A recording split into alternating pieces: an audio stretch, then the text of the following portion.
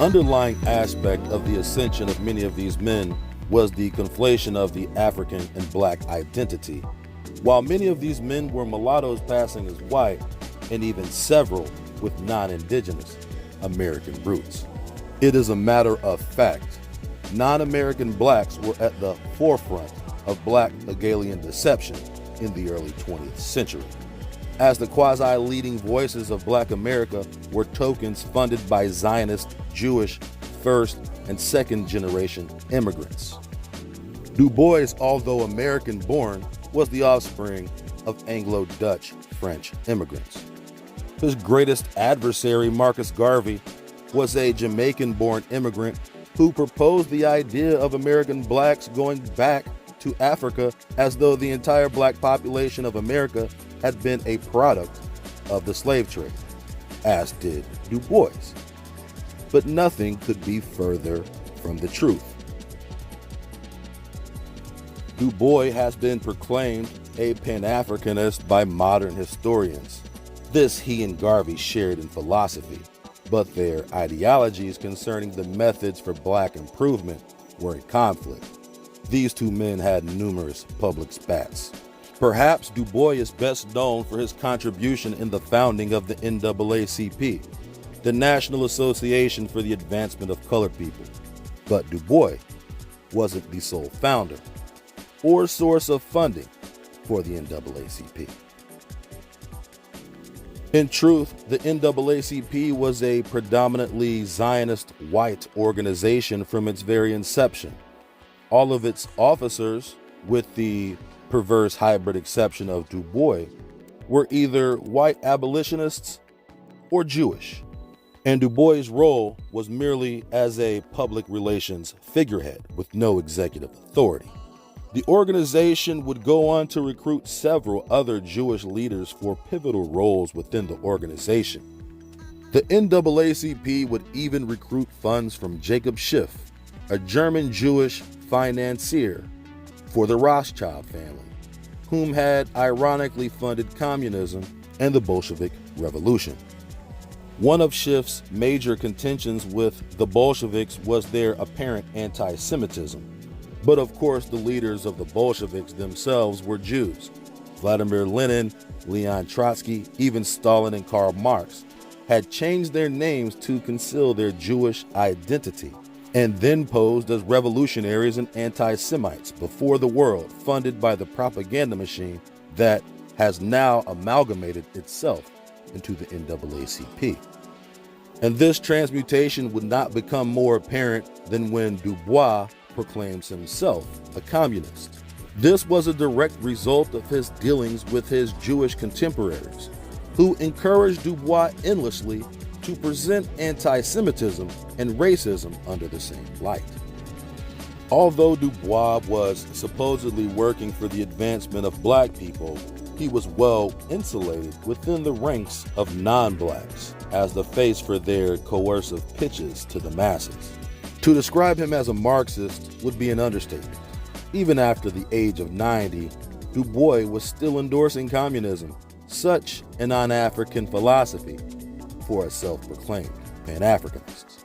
Willie found comfort around his fair-skinned counterparts, as he had done for his entire childhood, as many of the men of the Boulè had been mulattoes, socially accepted as white, just as the founding members of Sigma Pi Phi, Henry Minton and Algernon B. Jackson.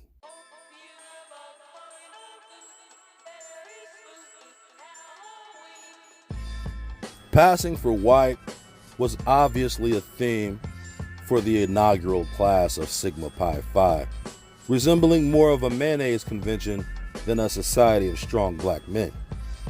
Henry McKee Minton, co-founder, was the son of a mixed-race Union colonel and slumlord, John McKee. McKee, a man who erected housing projects in Philadelphia for blacks migrating north after the Civil War. McKee became wealthy by exploiting black transplants to Philadelphia by exchanging deeds to their lands and property they owned in the South for rent vouchers in his Philadelphia housing projects. At the time of his death, John McKee was recognized as the wealthiest colored man in America, with over $4 million and over 4,000 acres of land scattered throughout different states. He only left $50 for each of his children in his will, however, while leaving the majority of his estate and wealth, over $2 million, to the Catholic Church, entrusting Archbishop Patrick John Ryan as the executor of his estate. However, the will was challenged, and as a result, his son Henry McKee Minton received $25,000, which would be just under $800,000 today. Henry, as a young man, attended the prestigious Phillips Exeter Academy boarding school in New Hampshire, whose notable graduates include some of the most influential names in 20th century American history, from Ulysses S. Grant Jr. to Mark Zuckerberg. Minton had spent a significant portion of his entire career passing for white, as did another Sigma Pi Phi founder, Algernon B. Jackson, another mixed-race man who sported a blonde coif, an ode to his Caucasian mother, who was influential in his education at predominantly white institutions, like the University of Indiana, for which she was a member of the faculty. Jackson went on to prosper as a surgeon, becoming the first so-called black surgeon at Philadelphia Polyclinic Hospital, an exclusively white hospital, and then working as chief surgeon for Mercy Hospital in Philadelphia, where he worked for 20-plus years before taking a position at Howard. He left as hospital superintendent, a position which would be filled by his Boulè brother, Henry McKee Minton. These two men ran in the most privileged circles in Black America and sought to bind men of like qualities to an organization and to develop contacts for the improvement of their careers. Together with 4 other men, they founded the Boulè.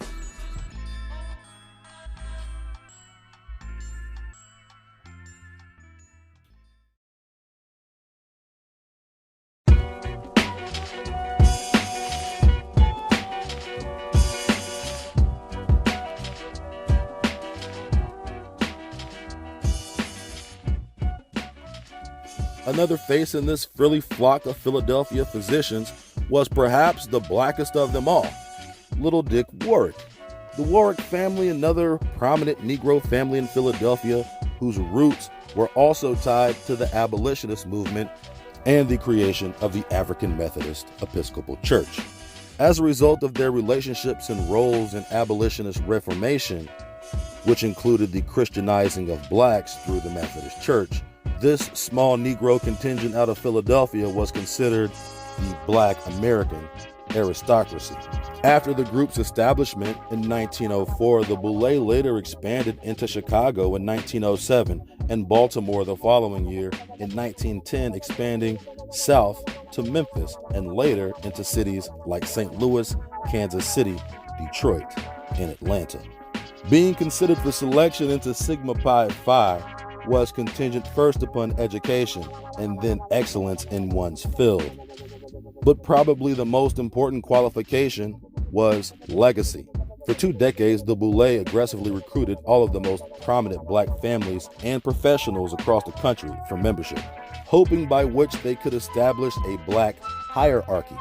Over time, the membership became less of an excellent-based requirement and more of a legacy-based, which caused concerns that the standards for membership of inherited status wouldn't retain the quality of its founders, whom were considered by the elite as the most excellent of men.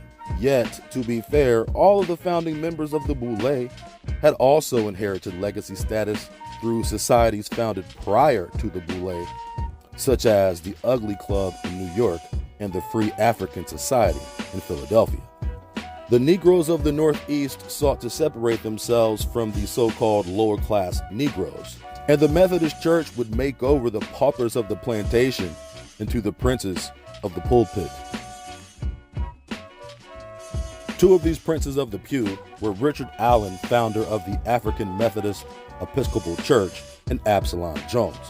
Both of these men were born into slavery and Christianized by their Methodist overseers for the purposes of evangelizing slaves.